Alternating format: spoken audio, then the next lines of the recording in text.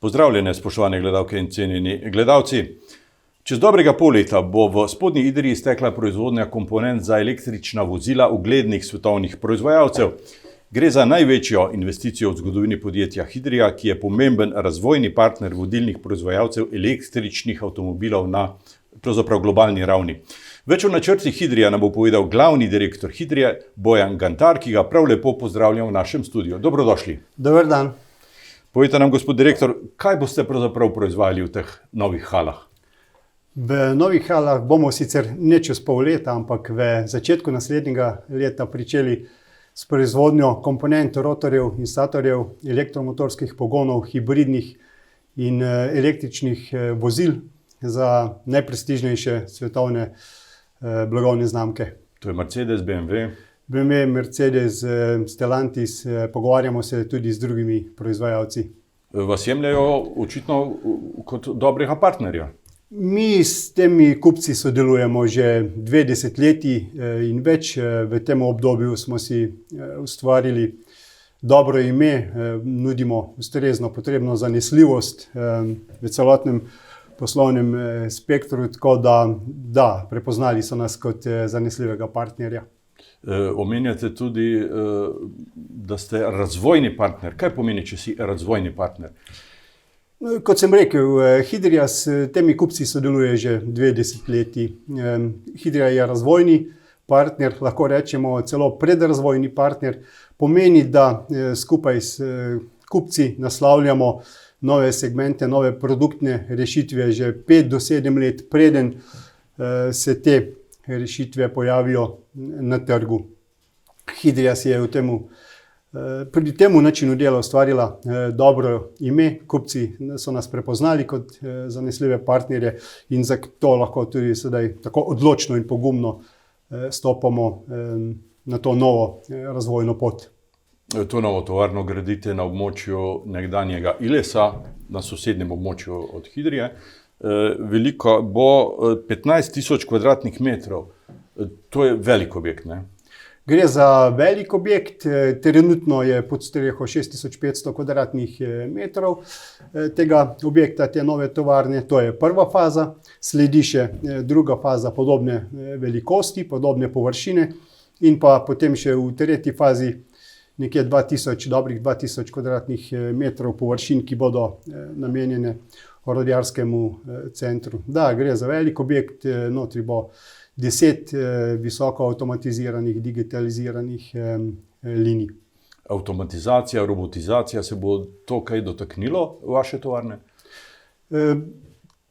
V tovarni bo 10 linij, le-te bodo dejansko visoko avtomatizirane, robotizirane in tudi digitalizirane. Tisto, kar je pomembno in potrebno poudariti, je, da to avtomatizacijo v veliki meri razvija Hidrija sama. Te rešitve razvijamo na naši koprski lokaciji. Tudi vsa potrebna orodja oziroma glavnino potrebnih orodij za proizvodnjo v tej novi tovarni bo proizvedenih na osnovi Hidrijinega znanja in tudi procese digitalizacije razvijamo z našimi sodelavci znotraj Hidrije. Robotizacija in digitalizacija sama po sebi ne delujeta, če ni zadaj ekipa strokovnjakov. Omenili ste, da boste potrebovali 100 ljudi pravzaprav. Drži. Veliko strokovnjakov, ki razvijajo vsa ta znanja in posledično vse te rešitve že imamo znotraj Hidrije.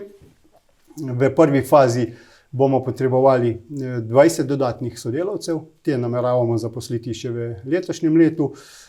Po zaključku prvega dela izgradnje tovarne pa bo v njej 100 novih delovnih mest. In te sodelavce sedaj tudi intenzivno iščemo. Dodana vrednost na zaposlenega pa naj bi korenito presegala tako branžo kot tudi državno povprečje. Hidrija danes dosega dodano vrednost 65.000 evrov na zaposlenega. Zdaj, z tem novim pristopom k proizvodnji bomo dosegli dodano vrednost na nivoju 100.000 evrov, kar seveda, kot ste poudarili, bistveno presega tisto, kar Hidrija dela danes in tudi številke na nivoju države. O polaganju temeljnega kamna ste zapisali v vašem sporočilu za javnost, da je investicija v prvi fazi vredna okrog 40 milijonov evrov. Ko bo pa komplet, celotna tovarna zgrajena in bo v funkciji, pa bo ta vrednost še višja. Ta vrednost bo v končni fazi vsaj dvakrat višja. Tukaj govorimo o investiciji v celoten objekt, o investiciji v vse proizvodne linije in vsa potrebna orodja ter avtomatizacijo. Je pa potrebno poudariti tudi to, da bo Hidrija v naslednjih letih investirala nekje 45 milijonov letno, naslednjih 5 let, in da ne investiramo samo tukaj v spodnji Idriji, v ta program transformacije v zeleno mobilnost, ampak investiramo tudi v druge programe in na drugih hidrijnih lokacijah. Projekte so izdelali v arhitekturnem biroju Božič, tukaj v Idriji, domače znanje pravzaprav. Tako je, Hidrija že dolgo vrsto let sodeluje z gospodom Mirom Božičem na področju projektiranja.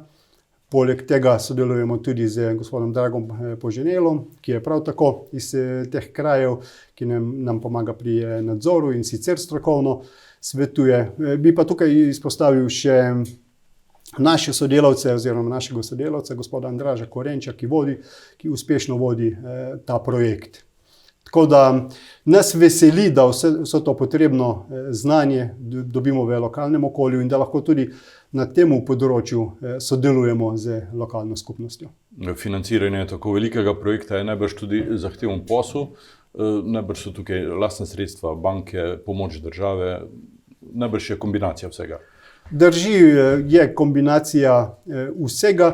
V prvi fazi, glede na to, da v Hidriji zadnje leta uspešno, stabilno poslujemo, imamo tudi stabilno finančno situacijo, torej bomo v prvi fazi glavnino sredstev zagotovili sami, seveda pa računamo in pričakujemo tudi na pomoč države. Imate dober ugled, očitno tudi v Ljubljani na polaganju temeljnega kamna je bil takratni predsednik vlade. Zdaj, v Hidriji se vedno trudimo ohranjati dobre odnose z vsemi deležniki. Zagotovo najprej z zaposlenimi, z lokalno skupnostjo, s kupci. Eden od deležnikov je tudi vsakokratna vladajoča garnitura in veseli nas, da je tudi takratna vladajoča garnitura prepoznala potencial in pa smoter Hidrijinega strateškega razvoja in da so to pokazali tudi z prisotnostjo ob postavitvi temeljnega kamna. Zanimiva je ta zgodba. Pred 50 leti je bil v Idriji obrat železnikov, Iskre železniki. Kdo bi si takrat mislil, da bo čez 50 let tukaj sedež pomembne evropske svetovnega podjetja, korporacije, ki bo nosila zastavo napredka pravzaprav? Drži, pred 2 letoma smo obeleževali 50. obletnico poslovanja Hidrije, lahko rečemo uspešnega poslovanja Hidrije in uspešnega razvoja. Slednje je, lahko rečemo, sad uspešnega dela vseh preteklih vodstev, tudi vizionarstva vseh preteklih vodstev, kot tudi uspešnega dela in vizionarstva sedanjega vodstva in pa zagotovo je to tudi sad predanega in angažiranega dela vseh naših zaposlenih nekoč in danes. Tako da mislim, da smo lahko zelo zadovoljni in ponosni na to Hidrijino zgodbo in z optimizmom gledamo naprej. Prihodnost pa bo zelena in električna in mobilna, ne?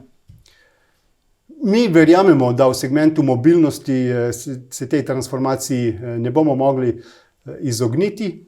Z prekomernim onesnaževanjem smo v zadnjih 150 letih naredili temu planetu izjemno škodo. Dejstvo je, ne samo z industrijsko politiko, če temu tako rečemo, ampak tudi z prekomernim potrošništvom generalno. Tako da nekaj je potrebno spremeniti. Sam verjamem, da je naslednje desetletje ali 2 desetletji, da je to obdobje intenzivnih sprememb in transformacije na področju mobilnosti v zeleno mobilnost.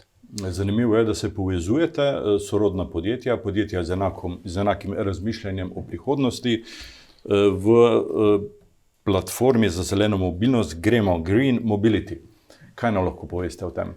Zdaj, ta podjetja sodelujejo že dolgo vrsto let. Pravzaprav najprej v avtomobilskem grozdu, potem kar nekaj let tudi v razvojni družbi Sieva. Lani pa se je to sodelovanje še okrepilo v tej, kot ste sami izpostavili, v misiji Gremo. Ta misija Gremo povezuje 11 industrijskih družb, če temu rečemo, tako so to glavni igralci na področju avtomobilske industrije v Sloveniji. Le-ti skupno ustvarijo trenutno 3,5 milijarde evrov prihodkov s ciljem, ambicioznim ciljem, tudi zato se povezujemo, da bi v letu 2030 dosegli preko 7 milijard evrov prihodkov. Zdaj, že danes ta podjetja ustvarijo nekje 10% BDP-ja, slovenskega BDP-ja. Tako da tukaj vidimo, da kolikor se povezujemo, sodelujemo, ne samo industrijske družbe med sabo, pač pa, da se povežemo tudi z izobraževalnimi inštitucijami in državo kot tako, da lahko ta napredek realiziramo učinkoviteje in hitreje. Javno je bil objavljen tudi podatek, da teh 11 vodilnih avtomobilskih podjetij v vladni proračun, v državni proračun prispeva 300 milijonov evrov na leto. In do leta 2030 naj bi z rastjo ta prispevek se dvignil celo na 500 milijonov evrov na leto. To so samo davki, ne? Tako je. In prav je, da nekaj država od teh davkov vrne tudi v naslednje korake za širitev teh podjetij, ne? Tako je.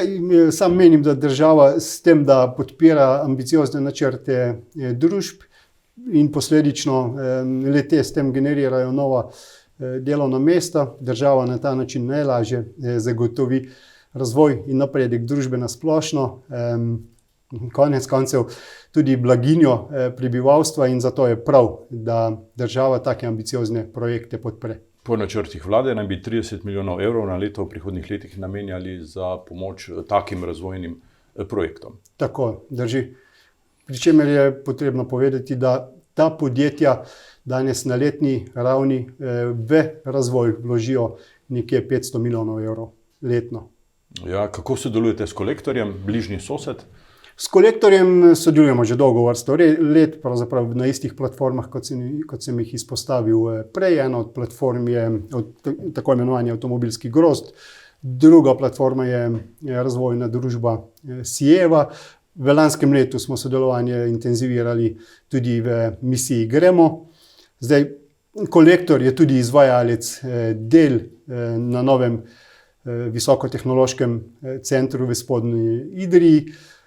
In s Kolektorjem tudi družno podpremo marsikater projekt v lokalni skupnosti, tako da s Kolektorjem dobro sodelujemo in bomo dobro sodelovali tudi v prihodnje, v to sem prepričan.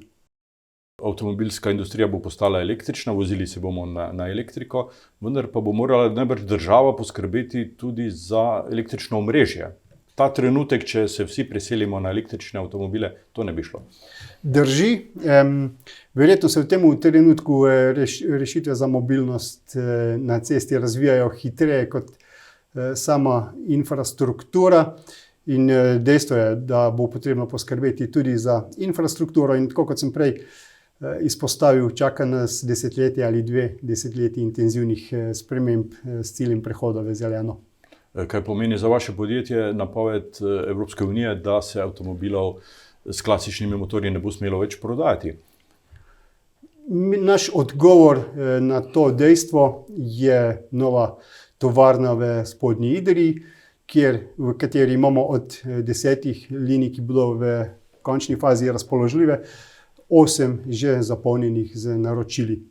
Tako da za nas je to zagotovo potrditev, da smo sprejeli pravilno strateško odločitev. In prihodnost je pred vami. Dobra prihodnost, sem prepričan, tako kot sem prej izpostavil, da je Hidrija v zadnjih 50 letih igrala pomembno vlogo v slovenskem merilu. Tudi v prihodnje je dobra prihodnost pred nami, intenziven razvoj in z veseljem gledamo naprej. Bojan Gantar, glavni direktor Hidrije, hvala lepa za ta pogovor, hvala za obisk v našem studiu in vse dobro vam želim pri vaših smelih načrtih. Hvala tudi vam za povabilo. Vam, spoštovane gledalke in cenjeni gledalci, pa hvala za pozornost in seveda srečno.